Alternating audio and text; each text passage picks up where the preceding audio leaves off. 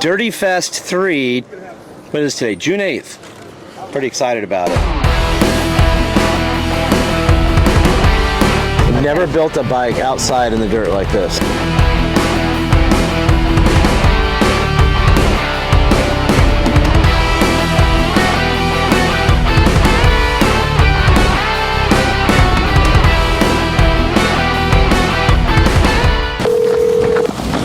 Hello.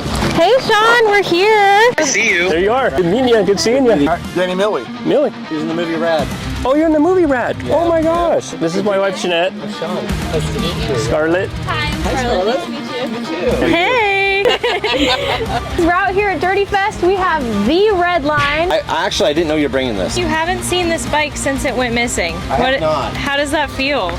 Sad, because it looked way better when I boxed it up. So it's kind of like, I don't know, seeing a friend that got beat up. It's a great bike. It still looks great, but it's so amazing. It needs a little bit of love. We're about to build a bike. This is something I do like every day. So let's get into it. Hold up. First of all, you can't do a build with that shirt on. Yay. You need to take your Okoli over to the Amy booth right now. You gotta go. Bring a skateboard shirt to a BMX event. That's courtesy of Amy iconic, Grips. man. Dirty Fest 3, baby. Dirty Fest 3. All right, first step is For you to build the bike. Right. So what are we gonna do first? we're gonna do the first step. Yep. Which is We're gonna put a take black part on a this- black part. This part. What's that called? This is the tire holder. Inator 300. We'll call it the forks. Okay. Okay. All right. What you want to do is have the bearing in there, and we're just going to slide it through, and then in order to hold it in there, you get to put this on, and you just thread it on. So there should be a little notch in the forks, and you're going to take that little peg on there and find that flat spot or notch in the threads. You got to, yeah. This is why not everything makes it to film. Next, Fair enough. Am I Good right? guess, yeah. you put it inside. Just put it in there. Really? Yep. Do you think it goes that direction? So when you're building a bike, you don't want it way up here like this. There's a line here, so you want it to at least that line. I like to go a little bit lower. There's a little more strength. So we need to find the wrench for this hole and tighten it up. Once we get the handlebars on and and the wheels on, we sit on it, then we'll put it straight and we'll tighten it all the way.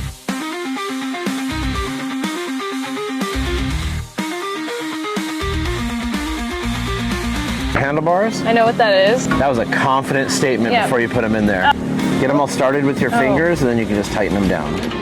You ever put a tire on a car? I call things like that a blue job. It means it's a boy job that I'll probably never have to do. I don't have bike side assistance, so I have to do it myself. Not this. Now you're just making up your own rules. I know. Is there space even? Didn't check, did you? Nope. What do you want to do next? You'll see. This piece. These nails are awesome for this. Oh, Probably I like bike builders the- don't have fingernails. So right at the top, not too much because we got to put a seat post in. Yes. So with every single build, you're going to have a problem or two, and I think we came across our first one. When you buy these, they come very long, and sometimes you'll cut them down to size, and if you look at the overall length of this, it sits really high. Another problem we're having is with it being aluminum and the bike being chrome moly, we're having a binding issue where it's just too tight to where we don't want to hammer it in. So we ended up taking the seat post off the red line behind us because it's chrome plated, and if you look, it'll slide right in no problem, versus binding up an aluminum post that we don't want to do to this bike. So temporarily, I think we're just going to go with the chrome seat post. Sorry, Redline, you've been through so much. I know. You poor girl. And I'll hold it kind of in place. Don't hit the paint with it when you get over here. You know what you're doing. I'm setting you up for failure, I'll tell you that right now. Does it go somehow underneath? Yeah, so see these openings? Yeah. Oh, they go along with the... Squeeze into the rail. I think you should take it all the way apart. All the way apart? All the way apart, but put it in order so when you put it back together, you just reverse that process. Righty-tighty, lefty-loosey. It's a blue job. Girl power. This will be the top. And then the hard part's gonna be holding it all together and pushing it into it. Sorry. It's all right. Oh, no. It's really hard to do. I feel like the 2 hands in there too. Maybe. I don't want to mess you up. Basically just pinch it in, then put the bolt all the way through. It's gonna be levelish. And again, it's one of those, after we sit on it, we'll figure it out.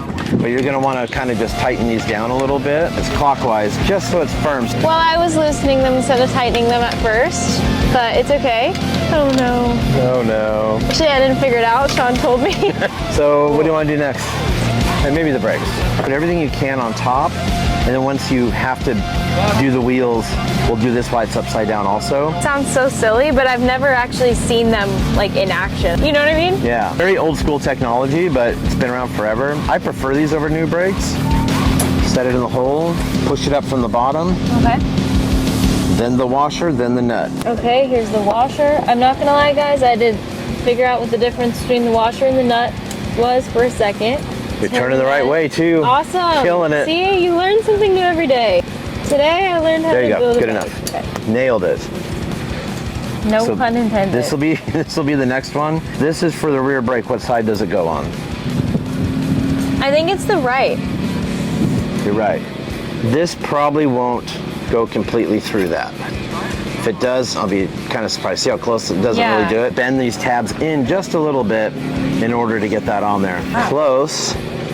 You might be able to get it on there and then tighten it and pull it in. Yeah, I think so. Let go. I'm focusing. Okay.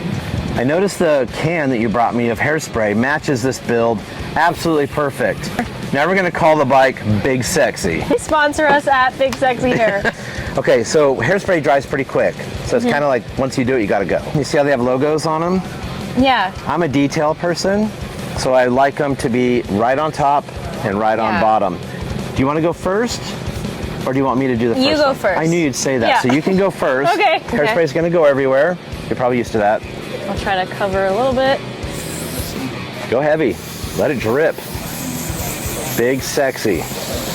Hold the handlebars and shove it in there. That face. The struggle is real. Might have to go to the gym. That's good. Just turn it around. Right. Don't be Big afraid to get Sexy. close and just pour it on instead of. We're not doing hair. We're using it to get the grip on. So. Oh, that's much better getting closer. What? What? It's like you told me. Golly. You need some in your hair No, too? no, now it's in my eyes, my eyebrows. Be big sticky. All right. Once it gets started, there you Oh, go. See wow. Wow. Okay. That was that? way Easier, right? So give it a quick little wipe. Whatever angle you would want. Some people like it down here, some people like it up there. I'll put it roughly in the middle. That's definitely tightening, I can feel it. Yeah, you don't have to lift it off. Oh, Just really? ratchet back, there you go. Oh. Learning so much today.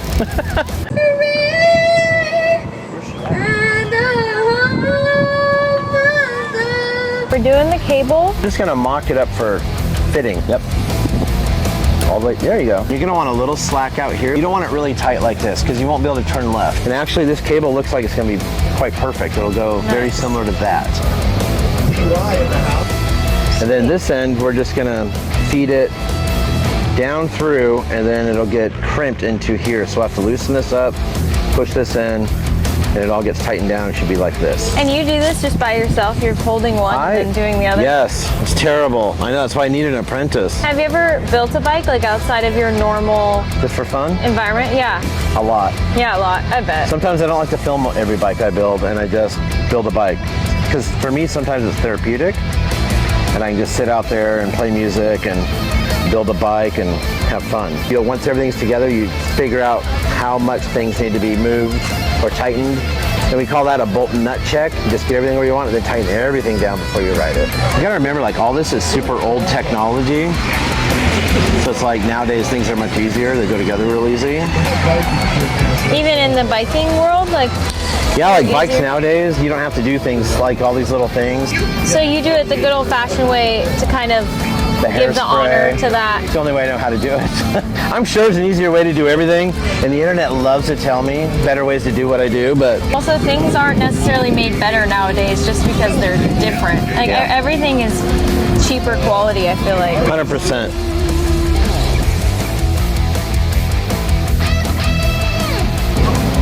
you go. That should hold. I think we're good. We'll flip it. Cranks, the pedals, we'll do the wheels, and then last the chain. How fast do you think you do this without having to teach someone? Because I'm obviously slowing you down. If I'm not teaching someone, if I'm not filming, I can do this in 30 minutes. If I'm filming, it depends. Sometimes if you have problems and you're filming, I've had to stop filming and wait for a part to come in or... Then put the same outfit on or what? No. So people just don't notice. Yeah, I'll sometimes have to wait a week in the middle of a build because something didn't work out. But building it like this, live at a place, is stressful because you don't know, you might run into a problem like the seat post. And then once it's greased up and everything's lubed in there, it should be able to just push through. Sometimes you need a rubber mallet or tap it in there. Okay. Because it is a very tight tolerance. Oh, they put a spacer in there. There we go. Sprocket is always on the right side. Okay. If we're upside down, this will be our right side, so this will get a cone, that'll get a flat side. All right, these are sick. You'll line up this hole to that hole. We'll put those little nuts inside there. Okay. Took me long enough, but here we are. You don't want any wiggling between these two parts because that's where you're pedaling. These look identical, but we need the right side. So how do we know which one's right and which one's left? I see the R and the L. You are smarter than most. I keep thinking this is a drink. I keep going to like take a sip of this. So you're just gonna slide that onto there. If it gets too close to this, we'll put spacers in that'll bring it out further. So now we can go to the other side and put that one on. I'm sure it's gonna use a spacer or two. This is one of those just trial and errors because all bikes are different. And then you want them to be perfectly in line. Did you just really do that? Do you think it's perfect? I wouldn't know what perfect looks like, but... And don't forget, we still have to tighten this one on the back side, but you can get to it right here. We're building a bike today. It's always hard on camera when you're like on this other end and not looking at it. The pedals are marked L for left side, R for right side. So what were we gonna do next? Shout out to Sydney for getting these wheels together. We got these cool washers that are gonna match. They also protect the paint from getting scratched. Gently find, because you don't want to mess these teeth up. Thread it on. There's a sprocket on this side, there's a sprocket on this side, so now you know how to put it on. Tighten it just enough with your finger to keep it on there. Rear one we need to kind of keep loose to do the chain. Turn the wrench around. Oh. There you go. They call it Dirty Fest for a reason. Look at all this dust we're acquiring. For real. Look at that. It's serious. Under the frame and through here. Put it on the teeth, good. I think I'm gonna cut the chain right here at that piece. Oh, and it doesn't like break it. So No, it if you just realize... pushes the pin out. We bring it back up. And we're there. And you can use this tool, which also keeps the tire in the middle instead of being pushed over to the left or right. Tightens it. Essentially have a complete bike, but we need to do pads, number plate, all the details. We still need to do the decals, so we need to make sure it's really clean. Doing decals out here is not going to be great at all. So it has like a protective cover. See the chrome. That's the most satisfying part, right? Never done that in the dirt in the wind before, but I am getting lucky today. Woo! That's pretty rad. Oh, I see what you did there. Get in, buddy. Yeah. Can I ride it? Can I take it down the hill?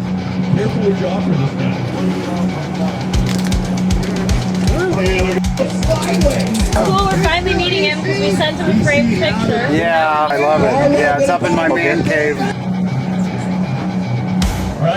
Longest, coolest signature out there. That's so cool. Little dog paw. Red. Woof. I gotta do it. I can do it right here. Nice meeting you guys. Oh, man, Kevin, good to see you again. Appreciate it. Did you want me to sign your hat? No, I'm kidding. Nice meeting you. Take care. God, this dust.